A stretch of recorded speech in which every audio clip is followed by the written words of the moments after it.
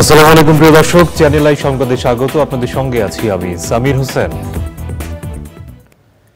বিস্তারিত সংবাদের শুরুতে জানিয়ে দিচ্ছি সুপার ফ্রেশ ফর্টিফাইড সয়াবিন তেল সংবাদ শিরোনামগুলো। রাজনৈতিক দলগুলোর সাথে অন্তর্বর্তী সরকারের আনুষ্ঠানিক বৈঠক শুরু। বিজয় নস্যাতের চক্রান্ত শুরু হয়েছে বললেন ফখরুল।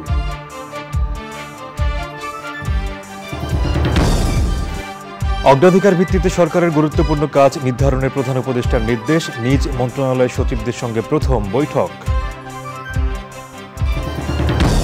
এবং রাজধানীতে এখনও পুরোপুরি শুরু হয়নি পুলিশের টহল কার্যক্রম। ডাকাতি নাশকতা রোধে রাতে দল বেঁধে পাড়া মহল্লায় স্থানীয়দের পাহারা।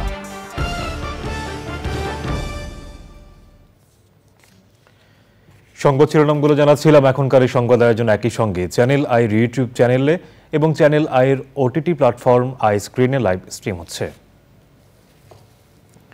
এবার বিস্তারিত। নোবেলজয়ী অর্থনীতিবিদ ডক্টর মোহাম্মদ ইউনূসের নেতৃত্বে গঠিত অন্তর্বর্তী সরকারের প্রতি আস্থার কথা জানিয়েছে বিএনপি ও জামাতে ইসলামী সহ অন্য রাজনৈতিক দলগুলো। রাষ্ট্রীয় অতিথি ভবন যমুনায় প্রধান উপদেষ্টার সাথে বৈঠক শেষে বিএনপি মহাসচিব জানান, দেশে বর্তমানে যে অস্থিতিশীল পরিবেশ তৈরি হয়েছে তার জন্য আওয়ামী লীগ দায়ী। এখন দেশের মানুষের বিজয় নস্যাৎ করার চক্রান্ত শুরু হয়েছে। সাদি মাহমুদের রিপোর্ট। অন্তর্বর্তী সরকারের প্রধান উপদেষ্টা হিসেবে দায়িত্ব নেওয়ার পর রাজনৈতিক দলগুলোর সঙ্গে ডক্টর মোহাম্মদ ইউনূসের প্রথম আনুষ্ঠানিক বৈঠক।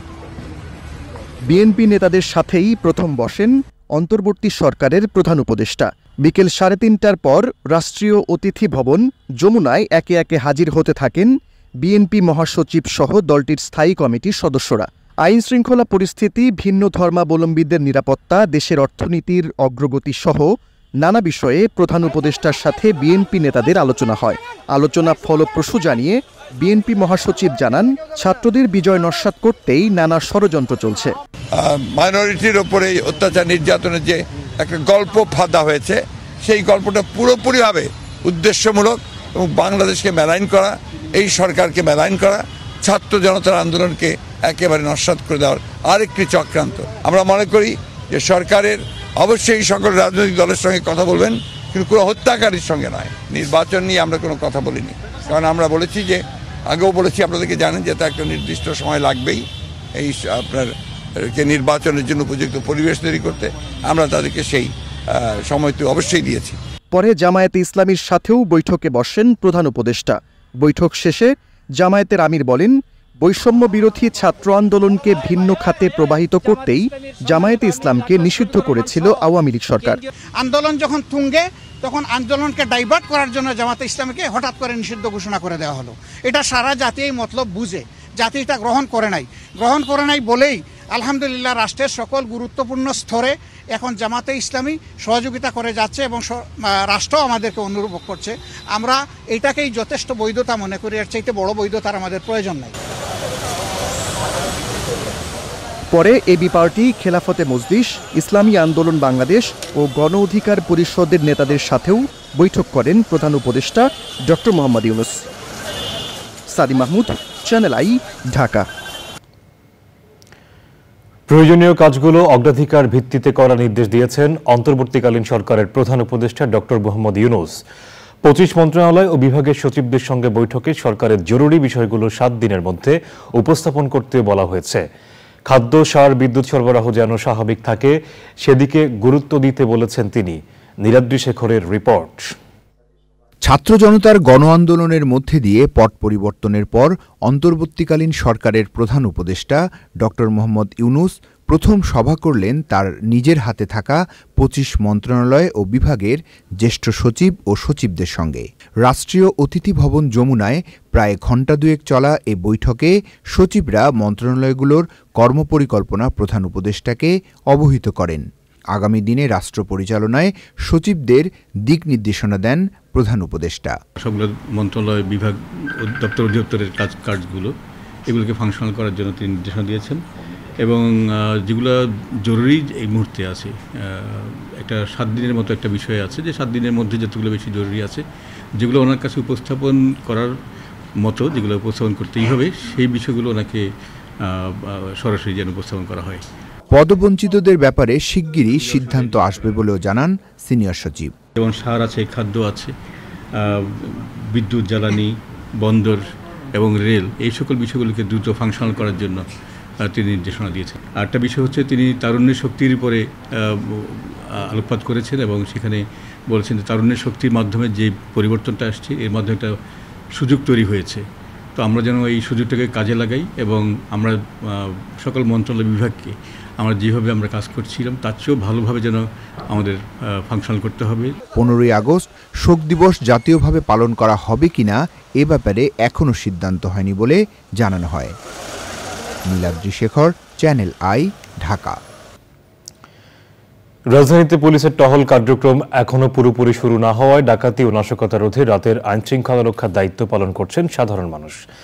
দল বেঁধে পাড়া মহল্লায় পাহারা দিচ্ছেন স্থানীয়রা। রাতের রাজধানী ঘুরে জানাচ্ছেন শহীদুল্লাহ রাজু। বৈষম্য বিরোধী ছাত্র আন্দোলনকে কেন্দ্র করে ব্যাপক সহিংসতা, প্রাণহানি, থানায় হামলা, অগ্নিসংযোগের ঘটনা ঘটে। পরে কর্মবিরতিতে যায় পুলিশ। আইনশৃঙ্খলা রক্ষা বাহিনীর অনুপস্থিতিতে রাজধানীতে বাড়ে অপরাধমূলক ঘটনা।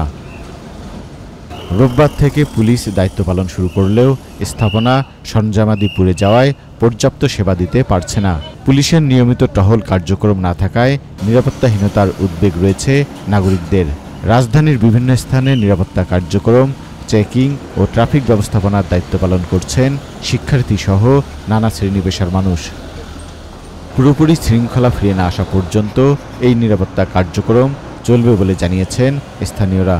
যেসব জায়গায় এখনও কাজ শুরু করতে পারে নাই আমরা চেষ্টা করতেছি ওগুলো আমরা মেনটেন করতে, রুলস মেনটেন করতে, ট্রাফিক চেক করতে, যাতে কোনো রকম বিশৃঙ্খলা না হয়, এই জন্য আর কি। এখন সব জায়গায় আমাদের কি ওয়াকি টকি দ্বারা আমাদের ইয়াতে আসছি, কানেক্টেড আছি। মনে করেন যেখানে কোনো প্রবলেম হচ্ছে আমরা জানতে পারতেছি, ইমিডিয়েটলি অ্যাকশনে চলে যাচ্ছি। রাজধানীতে সেনাবাহিনী, বিজিবির টহল রয়েছে। Shahidullah Raju, channel I, Dhaka. উপমহাদেশের প্রখ্যাত কণ্ঠশিল্পী ফেরদৌসী রহমানের স্বামী প্রকৌশলী রেজাউর রহমান মারা গেছেন। ইন্না লিল্লাহি ওয়া ইন্না ইলাইহি রাজিউন। গতকাল সন্ধ্যা 6টায় নিজ বাসভবনে তিনি মৃত্যুবরণ করেন। তার বয়স হয়েছিল 87 বছর। আজ বাদ জোহর বনানী কেন্দ্রীয় জামে মসজিদে তার নামাজে জানাজা অনুষ্ঠিত হবে। এরপর বনানী কবরস্থানে প্রকৌশলী রেজাউর রহমানের দাফন সম্পন্ন হবে। তার মৃত্যুতে শোক জানিয়েছে বনানী সোসাইটি।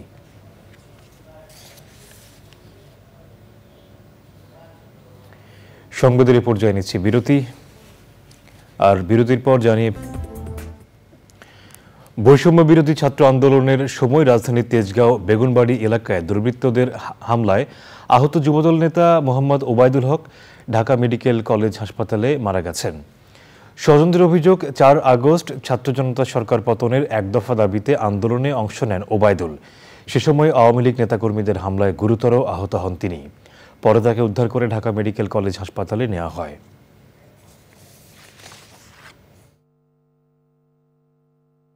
আমরা বিচার চাই, আমরা হত্যার বিচার চাই। এই দেশ মুক্ত হয়েছে, আমরা স্বাধীনতা পেয়েছি, আমরা আরেকটা স্বাধীনতা পেতে চাই। নিটল টাটা কৃষি সংবাদ।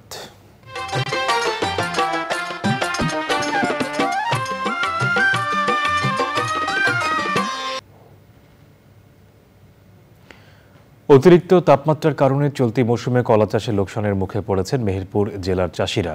বৈরী আবহাওয়ায় কলা পুষ্ট হওয়ার আগেই পেকে পচে যাচ্ছে। মেহেরপুর প্রতিনিধি গোলাম মোস্তফার রিপোর্ট। মেহেরপুর জেলায় অর্থকরী ফসলের মধ্যে অন্যতম কলা। লাভবান হওয়ায় প্রতি বছর বাড়ছে কলার চাষ। গতবারের তুলনায় এবারে চাষিরা বেশি পরিমাণে কলার আবাদ করেছেন। অতিরিক্ত তাপমাত্রায় কলা চাষের লোকসানের মুখে পড়েছেন চাষিরা। এই আবহাওয়ার কারণে পানি টানি কিছু নেই, নষ্ট হয়ে গেছে, সব ভাইরাস হয়ে শেষ কলা। আর চাষিদের ইতে কি করে চলবে? আর এই যে সার বিষের এইরকম চরম দাম, পর্যাপ্ত খরা এবং অনাবৃষ্টির কারণে আমাদের এই ঠিকমতো কলার গাছগুলো বড় হচ্ছে না। চাষি ও ব্যবসায়ীরা বলছেন, যে কলার কাঁদি ছিল 400 থেকে 450 টাকা, সেই কলা বর্তমানে বিক্রি হচ্ছে 200 থেকে 250 টাকায়। আগে যে কলার দাম ছিল সে দামটা এখন আর মানুষ পায় না। মনে করেন যে এখন মানুষের খরচ খরচা তো বেশি। তখন মনে করেন যে আমি এক বিঘা কলায় যে আগে যে খরচা হয়েছে তার খরচা বেশি। এবার কলা 100 টাকা কাঁদি বিক্রি করি, 400 গাছে আপনার 40,000 টাকা, পুরো লস। কৃষি বিভাগ বলছে খরার কারণে এই পরিস্থিতি। চাষিদেরকে যে সুস্থ সবল চারা রোপণ এবং অতিরিক্ত পরিমাণ সার না প্রয়োগ করা এবং রোগ দেখা দিলে তাদেরকে যে কোনো ছত্রাকনাশক স্প্রে করার জন্য 15 দিন পর স্প্রে করলে এটা ভালো হয়ে যাবে, এইভাবে পরামর্শ দিয়ে আসছি। মেহেরপুর থেকে গোলাম মোস্তফা, চ্যানেল আই। এবারে প্রকৃতি সংবাদ।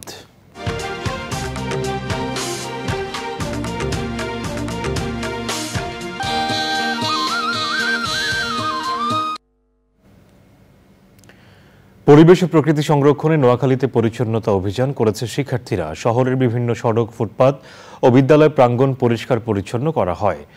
শিক্ষার্থীদের দায়িত্বশীল কর্মকাণ্ডের প্রশংসা করে পাশে থাকার কথা জানিয়েছেন সর্বস্তরের মানুষ। আলাউদ্দিন শিবলুর তথ্য ভিডিও চিত্রে আফরোজা হাসির রিপোর্ট। অসচেতনতা আর দায়িত্বহীনতার কারণে যেখানে সেখানে ময়লা আবর্জনা ফেলায় নষ্ট হচ্ছে পরিবেশ ও প্রকৃতি। সেই সাথে জলাবদ্ধতা সহ সৃষ্টি হচ্ছে নানা বিপর্যয়। পরিস্থিতির উত্তরণে দায়িত্বশীল নাগরিকের ভূমিকায় শিক্ষার্থীরা। সারা বাংলাদেশের প্রতিটা ছাত্র সমাজ যদি এভাবে তাদের রাস্তায় রাস্তায় প্রতিটা অলিতে গলিতে যারা পরিষ্কার পরিচ্ছন্নতা করে, মন্দির রক্ষা করে, কিংবা এই লুটতরাজ কিংবা এই দুর্নীতিবাজ বা যারা বিশৃঙ্খলা সৃষ্টি করার চেষ্টা করতেছে তাদেরকে রুখে দেয়, তাহলে আমরা একটা সুন্দর সমাজ, একটা সুন্দর বাংলাদেশ বিনিময় করতে পারবো বলে আমরা বিশ্বাস করি। ছাত্ররা যেই জায়গায় দাঁড়িয়েছে সেখান থেকে দুর্নীতি, লুটতরাজ এবং কোনো ধরনের সহিংসতা তারা বরদাস্ত করবে না। এমন উদ্যোগ পরিবেশ সংরক্ষণে গুরুত্বপূর্ণ ভূমিকা রাখবে বলছেন সচেতন নাগরিক সমাজ। তারা দেশকে সুন্দর করার জন্য তারা অবদান রেখে চলেছেন, তাদেরকে সাধুবাদ জানাই। তাদের এই কাজকে আমরা সহযোগিতা করব, তাদের সাথে আমরা সবসময় আছি। নির্মল বায়ু ও পরিচ্ছন্ন পরিবেশ গড়তে সারা দেশে এমন উদ্যোগ নেওয়া জরুরি বলছেন পরিবেশবাদীরা। আফরোজা হাসি, প্রকৃতি ও জীবন ডেস্ক, চ্যানেল আই। এবারে খেলার খবর।